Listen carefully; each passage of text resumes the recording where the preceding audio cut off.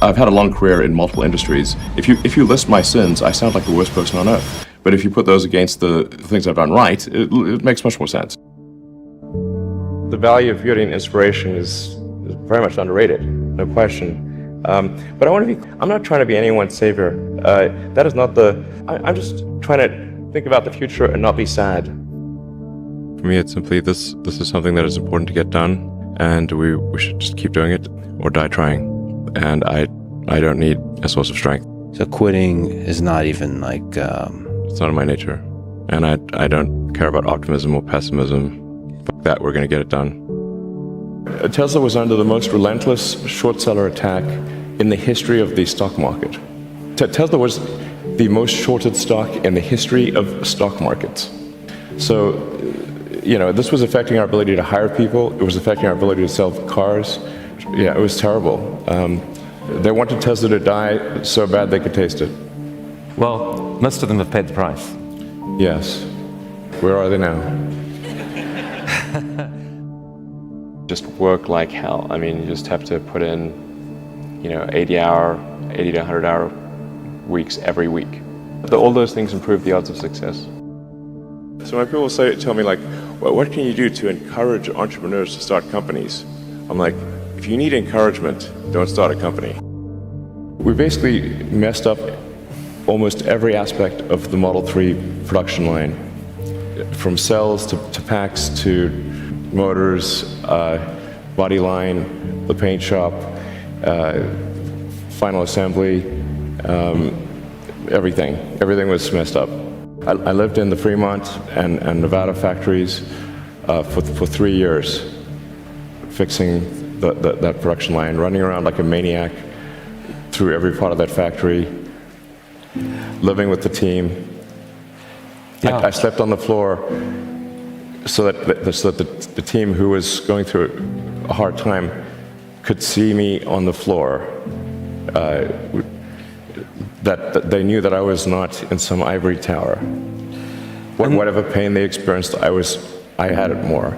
I mean, there wasn't any other way to make it work. There were 3 years of hell. 2017, 18, and 19 were 3 years, the longest period of excruciating pain in my life. There wasn't any other way. And we barely made it, and we were on the ragged edge of bankruptcy the entire time.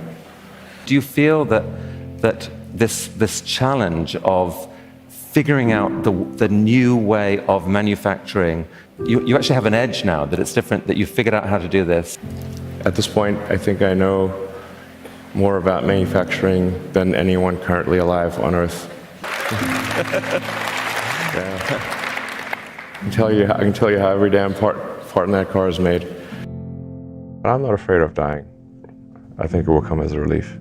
So, although you may not be able to see the vision of SpaceX come true in your life. Well, I'd like to live long enough to see that. Being at a net worth of 230 billion, roughly, being perceived as the richest person. Do you know John Law? I don't know. John Law used to be the richest person on earth 300 years ago. Okay. He was a poker player, a gambler. He was the biggest art collector on earth, so a lot of superlatives. Wow. In the end, he went bankrupt. What? That's a pretty far to fall. Did you ever thought about that option, that something could go wrong and that you could one day lose everything? I mean, there's been many times where I expected to lose everything. Not, I mean, who starts a car company and a rocket company expecting them to succeed? Certainly not me. I thought they both had less than a 10% chance of success. If I go bankrupt, fine, whatever. I don't care. So many people so many young people actually, from across the globe. If you have an advice to them, young people globally who want to be like Elon Musk, what's your advice to them? I think that probably they shouldn't want to be. You? I think it sounds better than it is. Okay. Yeah, it's not as much fun being me as you'd think. It could be worse for sure. Yeah, I mean, it's really hard starting a company. I mean, you have to basically be prepared to work constantly, from when you wake up to when you go to sleep.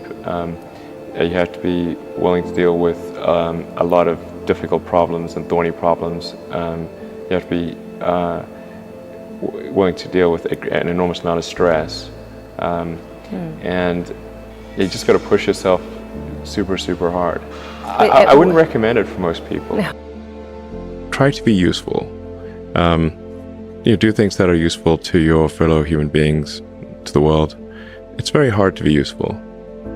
Very hard. Are you contributing more than you consume? Try to have a positive net contribution to society. I think that's the thing to aim for. Not to try to be sort of a leader just for the sake of being a leader or whatever. A lot of times, the people you want as leaders are the people who don't want to be leaders. So, if you can live a useful life, that is a good life. A life worth having lived. I would encourage people to use the mental tools of physics and apply them broadly in life. SpaceX, Tesla, Neuralink, and Boring Company are philanthropy. If you say philanthropy is love of humanity, they are philanthropy. Tesla is accelerating sustainable energy. This is a love of philanthropy. Right.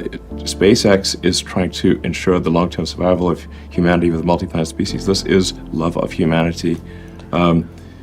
Neuralink is to help solve brain injuries and existential risk with AI, love of humanity.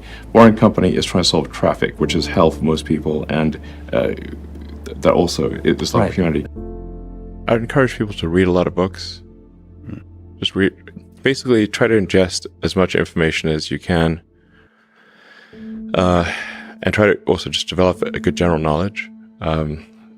So you at least have like a rough lay of the land of the knowledge landscape. Try to learn a little bit about a lot of things. Because you might not know what you're really interested in. How would you know what you're really interested in if you at least aren't doing a peripheral exploration of broadly of the knowledge landscape? And talk to people from different walks of life and different industries and professions and skills and occupations. Just try to learn as much as possible. Man's search for meaning. Isn't the whole thing a search for meaning?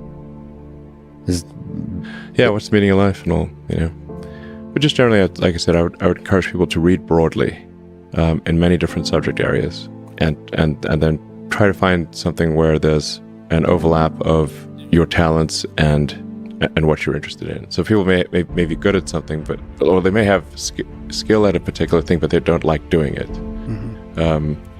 So you want to try to find a thing where that's a good combination of the things that you're inherently good at, but you also like doing. When you had that third failure in a row?